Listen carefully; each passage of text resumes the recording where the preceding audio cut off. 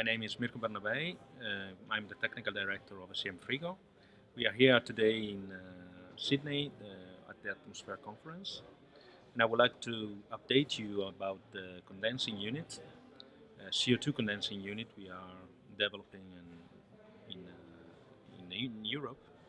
And about the possibility today to have this condensing unit also with adiabatic system to fill the warmer climate countries also with the technology.